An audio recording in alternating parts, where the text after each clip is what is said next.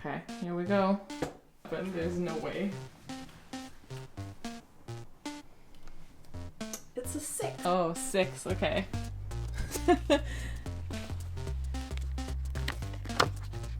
City of Nightmares.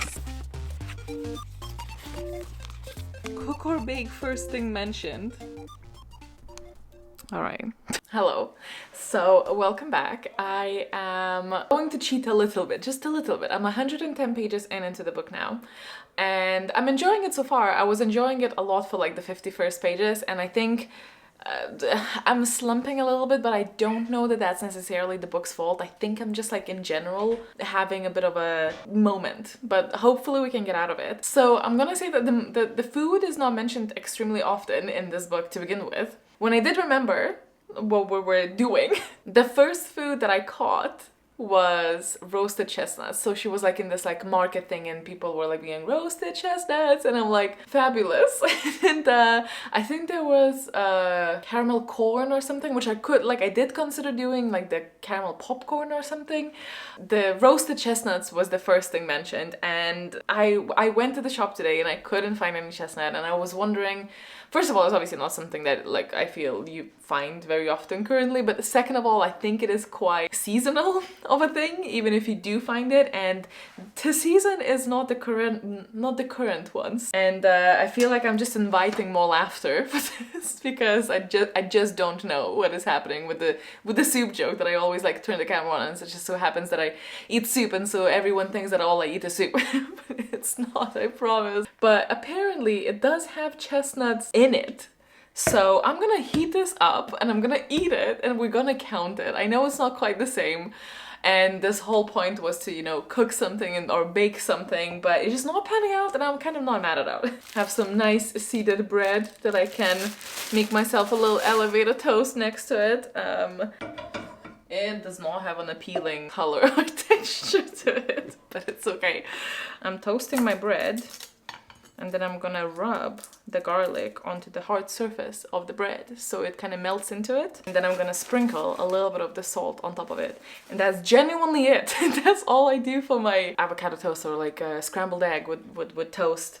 And it makes such a big difference. And I might try and do a little bit of reading at some point, but I think because Logan is playing D&D today, instead I might just put on Bridgerton. It's not my favorite show. It's just not my kind of genre, I think, in general. But it's like a nice little thing to like put on. I do genuinely skip some bits though, like I fast forward, I'm not gonna lie. It's just a bit hard to watch for me in places, but it's also fun, you know? I've not seen spoilers, but I've seen some like strong reactions, like vague ones. We have the soup, we have the bread, soup and bread. Hi, I fully anticipated saying hello yesterday. It was my birthday. I was actually not feeling all too well, so we didn't do anything super extra, but we did go for a lovely dinner and then watched a lot of What We Do in the Shadows. So that was pretty much my yesterday.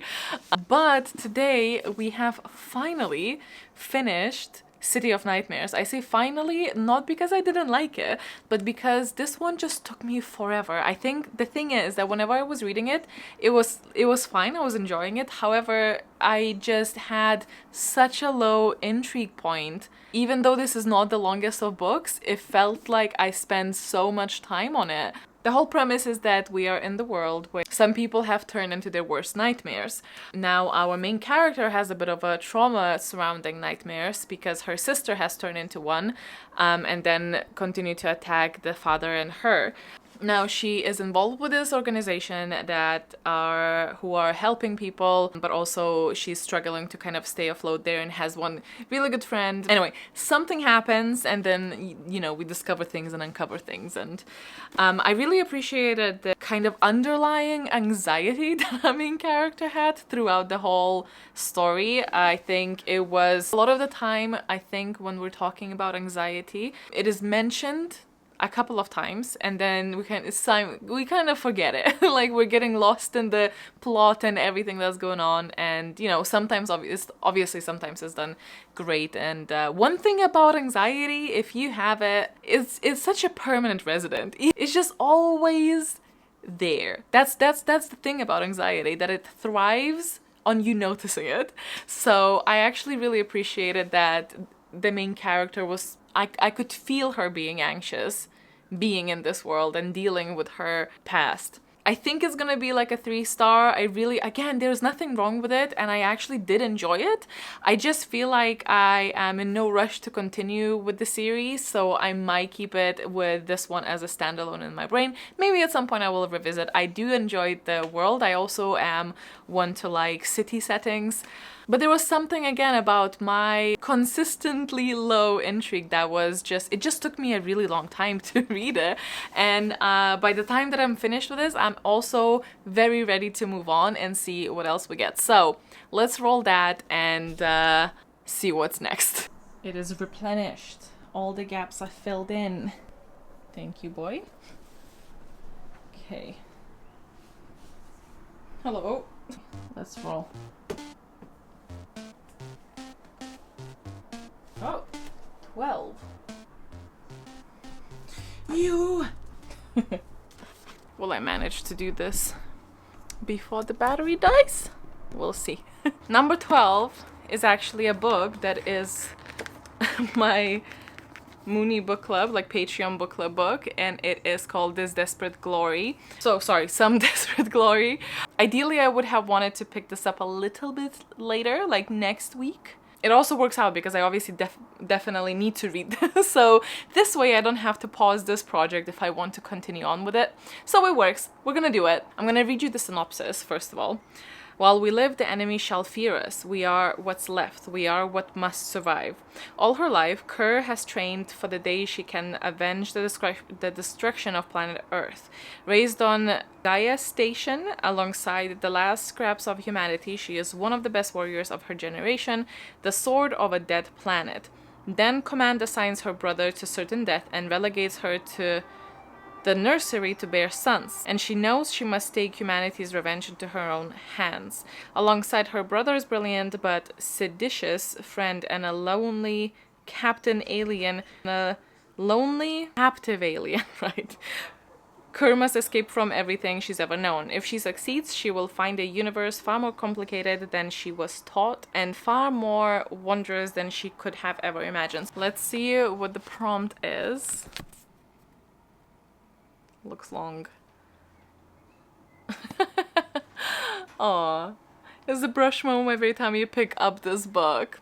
Anyway, here we go. Another cat-heavy montage coming up your way. We had this before. But you know, I'm not angry, I'm not mad because Momo loves the brushes, so I'm taking myself on an adventure, a solo adventure. I'm gonna go to this place that I've actually been before because I thought that's gonna be less stressful because I know where to park. I'm gonna go for like a walk in nature. It's over an hour away, so I'm gonna be driving and I'm gonna be listening to the audiobook. I am like 2 chapters in it already, but I'm not as far as in to tell you what exactly is going on. Oh, it's already 1:30. I was waiting for a parcel to arrive because I didn't know if they're gonna be able to get into the building to leave it by the door. It was yarn. I will show you later. I'm very excited. We are also currently at 1.8 thousand steps taken. So I'll report to you back how many steps I managed to get in. Oh, I'm already sweating. It's so like damp today. I guess because I'm gonna be listening to the book now, let me go and pet him in advance. Hello. Hi, good job. Good job. Oh, yeah, I put oil on my cuticles. He does not like that. Oh, good scrungle. Good job.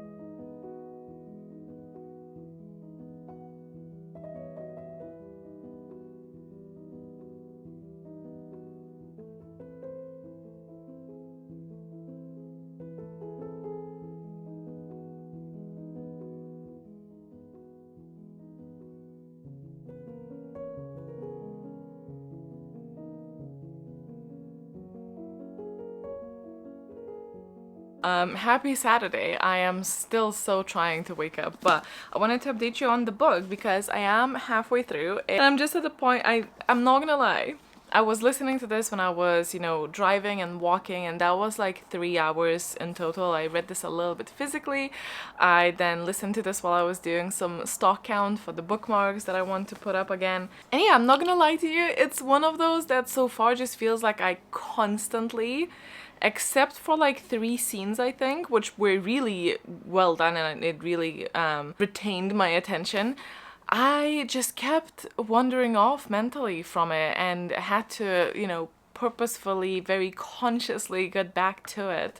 However, I was told by my Patreons that it does, like, something big happens very soon that makes it a bit more interesting. So I'm gonna continue. I'm gonna give it a couple. I'm gonna continue. We'll see how it goes. Because I was like considering a little bit, like I was consulting people whether I should DNF it or not, which is such a shame because I love the setting. It's basically in a post-apocalyptic for Earth place that the Earth people are all kind of like bundled together and they are repopulating, but it's all very militaristic, and our main character from the very get-go is very, very clear that it's, you know, heavily on propaganda, and our main character is someone who is just not seeing the fault in anything. And I think that's the part of the painfulness of so far in this book, because I'm almost at the, well, it's not quite, but I'm almost at the midpoint. So, you know, 180 pages in, and she's still just as annoying. It's one thing to, I think this was, you know, a character like this where you know that they're wrong and you know what's gonna kind of happen, is fine, but I can't believe I'm gonna say this, but I think we actually would have really benefited from a second POV that would be a bit less, it would give us a little break from like following someone who we know is going not in the right direction. There's a sister who has been marked as a traitor who's run away, and she also still has a brother who is still there, so there's a bit of a family dynamic. She doesn't have a lot of friends, and she is overall just quite insufferable for everyone. Even her quote-unquote friends tell her that, so that's fun. I actually like those type of characters because I think that it sets up for a lot of possibility for growth and character development, so I appreciate that, and I like flawed characters. This particular type of flawed character, though, can be quite draining to read from if you don't have any type of recluse to just go and be with someone else for a little bit. So that's what I'm saying, because, you know, I'm not necessarily like the biggest fan of POVs.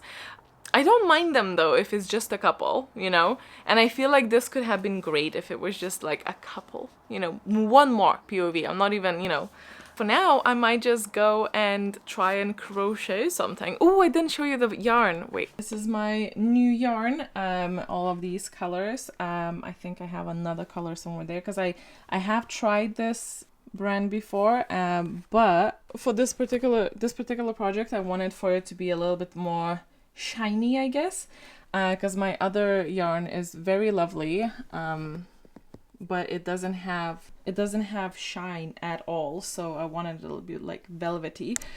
And because I couldn't understand the yarn online, I had to, well, I didn't have to, but I bought 2 sets for the base of the pillow. Hopefully that's gonna be like, I don't know if it's gonna come out well at all, because one of them was like oat milk, and then the other one, oh wait, this is oat milk, and this one's like beige or something, I don't know. So I need to decide, but now I can maybe make 2, so it's all fine, is what we're telling ourselves.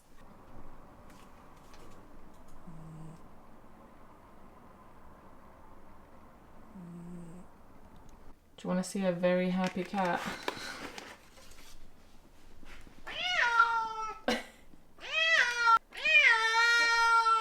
Do you maybe want it? That's a regular, normal sound. Yeah? There you go.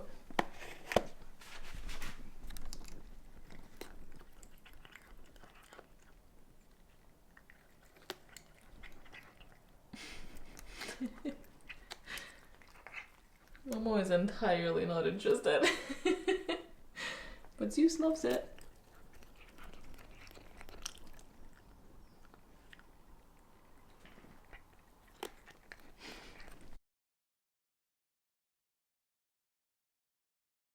Hello, I have finished this book, finally. It's taken me over 2 weeks, but it feels longer. And it's bizarre though, because I didn't actually pick it up that many times throughout it, so it did, like, in actuality, it didn't take me that long. That's a stupid thing to say, is because of course, like, it will be the amount of time that it will be. I've really struggled with my intrigue, and I figured out why. The world well, the society this is set around, I just did not give a shit about. However, hold your horses, because I will say, there was a point in the book that I thought was so good. It really literally shot up to 5 stars for like at least 80 pages, and I was enjoying myself so much. Unfortunately for me, it went back to me not caring about it right after that. So it was like this, if it was a graph. It started low, went up, and stopped kind of low as well. I think I have already mentioned this, but I feel like because we have started with such a unlikable character, which I love myself, flawed characters, I do think there were maybe a bit too many flaws. We really started with nothing positive, pretty much, to say about the main character, and it was very clearly, in a way, you know, was a setup for character redemption and character growth, and I love that. And I understand maybe why it was all negative, because it does tackle topics of propaganda and brainwashing, basically, and indoctrinating, and there's a lot of other topics that the book tries to discuss, and I do wonder if it was maybe trying to bite a little bit more than it could chew. If we maybe narrowed it down, it would have been maybe a little bit more poignant and to the point, and maybe doing it a little bit more justice. However, I do think it is an ambitious setup. I really enjoyed some plot points that I can't talk about because it's spoilery. I love Ilsa, I think. Wanted more of that. I still think, you know, multiple POV would have done this book a great service. It came out as a 3 star, so very much like a medium. There were, you know, great things. There were things that just didn't work for me. There were things that I think could have been different. It just so happens that I really did not care about a lot of the things surrounding the thing that I did care about, which is unfortunate because we spent such a significant page count on that thing that I didn't care about. It did walk a fine line between being a little bit too obvious with it and a little bit too simplistic, maybe. Overall, I think I was just bored in a lot of it, which was such a shame. So I think the intrigue was definitely something that scored very low on Cawpile. But sadly for Momo, because of course we did a lot of petting, although not as much because again I didn't pick it up that many times. But unfortunately for Momo, we are gonna be moving on, but kind of fortunately for me because I am ready. I am ready to read something else for a change, and see. Like, I think my last couple of books were really just like in a 3-star low intrigue category, and that's very unfortunate because I can feel myself getting into a slump and I really don't like it. So fingers crossed whatever we get next is gonna be the thing that brings me happiness, you know?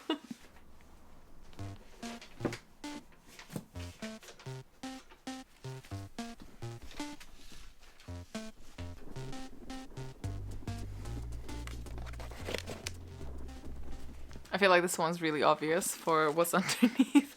Part of me really wishes I was not on the verge of a slump when I'm trying this.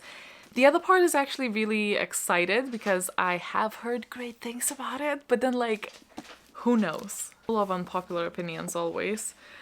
So it's also kind of like in the similar vein, I feel like, to the books that I've been reading. I was almost hoping for a little like retreat from maybe fantasy, but it is what it is. The die has decided and we are going for Emily Wilde, and it is like, it's not a dark academia, it's like a light academia, academic rivals type of book. I'm actually quite excited about it. You know what, let's go in very positively into this and hope for the best. This is the Fairyloot edition, so I'm gonna give you a little look at that. It's very beautiful, so hopefully that helps. I love the hardback. Actually, I'm just gonna take this off now to make sure that it's safe. Extra special since I worked on making this happen, so it's really just high time that I read it. I'm just really hoping I like it. I feel like there are friends of mine that will be upset if I don't. And then we have a card that you get to read first. Create a mood board. Oh, that's one of my favorite ones because it's fun and it's not as high effort as some other alternatives. So I guess we're gonna see how this one goes. I'm here to give you a little update on this. It is delightful. Honestly, it is pretty delightful. Emily Wilde is a scholar who sets out to visit very freezing Scandinavia to explore the fate there. Shortly afterwards, met by her academic rival, but also colleague, who is there to help her. But she's always had a suspicion that there's a little bit something different and weird about him. I don't know if it's in a synopsis, so I kind of don't want to say, but it's very whimsy, which sometimes is not my favorite thing, but it also has a very nice serving of banter, which I do like. It's just kind of so far a delightful read. I'm like about halfway. Not quite maybe, but about half. I've just been so preoccupied with, first of all, watching Dairy Girls, but then second of all, which by the way, fantastic. I don't know how I've not seen that yet, but fantastic. Muchly recommend. But second of all, I've spent pretty much all my free time preparing for the readathon, either setting up the newsletters or setting up the website, or, you know, doing a lot of other work that obviously comes into it. So I have just been really shite with reading, which is so annoying because I feel like this project has been so much slower than the first rendition of it, which is a little bit annoying, but like I also understand it, so it's fine. But I do really want to sit down and read a little bit more of this because again, it is quite nice. I wouldn't say that it's necessarily gripped my attention so much that I, you know, read instead of doing all those other things I've just mentioned, because I feel like it takes like a very intriguing book for me to do that. But it is a delight every time. Oh, ow. But it is a delight every time I do pick it up.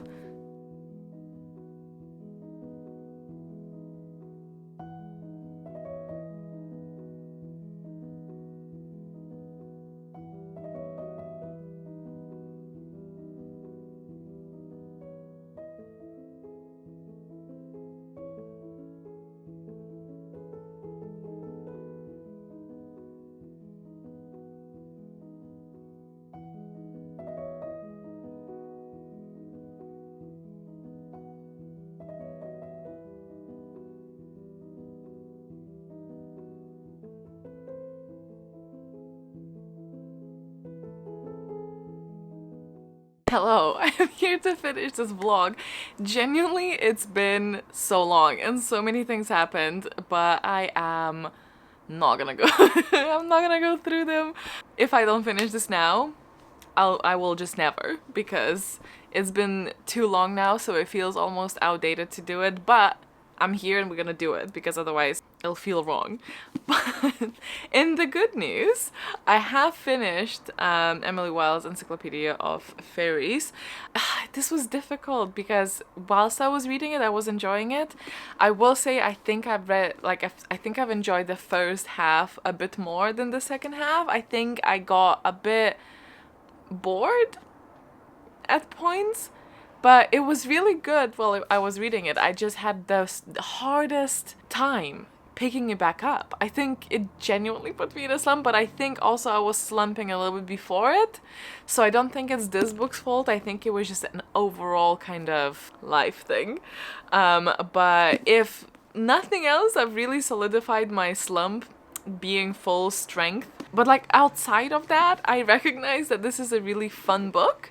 I would recommend it to people, especially if you like this type of cheery banter, like academia, I guess, for this, which I think would be your kind of thing then. I think I sometimes get a little bit fatigued from I don't even really want to say quirky, because it's not really quirky writing. It's not really extra purple writing is just, but it does have a little tinge of that, and I think I get fatigued quite often if there's not a lot of else to kind of focus on. And I'm not saying that there wasn't here, I'm just saying that I did get the fatigue here, and I think this is why the second half of it I was just much more in a struggle for that. However, I did today finally make the kind of mood board for it, which is here. Nowadays, when you go onto Pinterest and you put anything fantasy-like, it is like a minefield of AI generated images. So these are becoming harder than you would think. I opted to just go for like real photos for the most part, or can't remember if there was any art, but if there's any art, I really hope that it was real. But yeah, we went more so for vibes. That was fun to make. I think is one of my favorite prompts, is just making these little boards. I think it'd be fun to make them for everything I read either way. Maybe that's a project for next year. But yeah, that I think concludes my project for this, and we're gonna take a little break. I have a couple of things that I need to read. I need to read Jade War, which I'm actually almost finished with. For the book club, I need to read a couple of other books that for different things, so I want to take a break from that, and I think then we're gonna go straight into, I might be able to squeeze in like a little different project in between, and then of course we have the readathon in September. I'm excited to do this again, but I will say this round was harder. The first round was so seamless, it was so motivating. This one, I think maybe it was the reads, I don't know. Maybe there were just too many back-to-back of the similar caliber. I'm not sure. But still very interesting to me, and I still definitely want to try it again, but maybe just a little break in between. I've also finally checked my PO box, and I really want to just say a massive thank you to people who have sent letters. That's so sweet. And then a ginormous thank you to Tiffany for the birthday gifts she sent me. She's literally spoiling me more than my friends or family. So a massive thank you to you, because you really don't have to, but it's so appreciated. And it's, some of them are really funny because that's just like, you can tell that she knows what I like, because we have a whole box of under eye masks. I use them all the time. They help me with my overwhelmed with migraine symptoms, as well as I just like them. We got some sheet masks as well, so just overall pamper session incoming. And then we also have 2 books, just so generous. So the first one is Una Out of Order. The blurb is, just because life may be out of order doesn't mean it's broken. Ooh, this is really fun. This is a time-hopping book. It starts in 1982 with Una, our main character, and then she travels accidentally through time and comes out like 30 years later, and then she just starts hopping all around. Fun! Ooh, it has a little fun stamp on the book as well. Very fun. I feel like I feel like I've heard the title, but I've not actually heard the title, if that makes sense. Like, I don't remember it, but this is really fun. Thank you. And then the next one is so gorgeous. I've definitely seen it around. I think it is so fantastically looking. It's honestly so gorgeous. This is the back of it, and it feels so lush, you know. This is the spine, and this is the front, and it is a manga story, and I believe we have a little leaflet here. In a land far away there are 2 kingdoms, the outside where twisted beasts roam and that can curse with a touch, and the inside where humans live in safety and peace. The girl and the beast should never have met, but when they do, a quiet fairy tale begins. This is a story of 2 people, one human, one inhuman, who linger in the hazy twilight that separates night from day. Sounds like it could be very wholesome, and also it's just so pretty. Not to be shallow, but it is gorgeous. Oh, thank you so much. This is literally setting up for like an amazing evening at some point. Thank you. And then lastly, since we're just doing a haul now, clearly, I have 2 books from the subscription services that have, so first we have the adult book from Fairy Loot for July. So if you've not gotten it, you might just stop here, actually, if you don't want to be spoiled. But the book is The Night Ends with Fire. It looks like this. Gorgeous, gorgeous, gorgeous, gorgeous. The end papers, you guessed it, gorgeous. The hardcover, guess what? Gorgeous. It's a little phoenix on this side as well. Decent papers. And the reversed dust jacket as well. We have a map. Exciting. Author letter. This is actually going to be my next read after I finish Jade War. I heard that it's quite female ragey, which I think I'm in a mood for. So that's gonna bode well. The three kingdoms are at war, and Malin's father refuses to answer the imperial draft. He has an addiction to opium and instead wants to sell the daughter for a dowry. When she learns that the husband-to-be is basically a violent asshole, she then decides to disguise herself as a guy and enlist herself into the military either way. So it's giving a little bit Mulan, and I am very excited to see where this one goes. Gorgeous edition. And then the next one is the July Evernight from, which is like a horror subscription from Illumicrate. So also if you've not seen it and you're waiting for it, skip this. But the book is The Eyes Are the Best Part. I have never heard of it, but it's really giving Junji Ito by the kind of gory style of it. It's clearly gonna be definitely in that gory vein. So because I've not actually heard of this, I'm gonna read the synopsis with you. Boy parts meet my sister, the serial killer. This feminist psychological horror is crawling under reader's skin. Ji-won's life tumbles into disarray in the wake of her appa's extramarital affair and subsequent departure. Her mother distraught, her younger sister hurt and confused, her college freshman grades failing. Her dreams horrifying yet enticing. In them, Ji-won walks through bloody rooms full of blue eyes. Salivatingly perfect male eyes the same shape and shade as George's, who is Uma's obnoxious new boyfriend.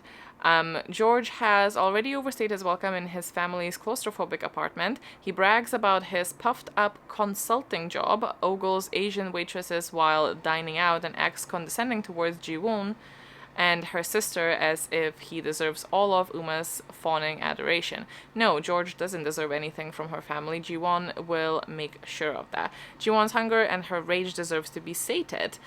So this sounds also like very female ragey, so I guess we are going to be channeling in our anger in August, and you know what?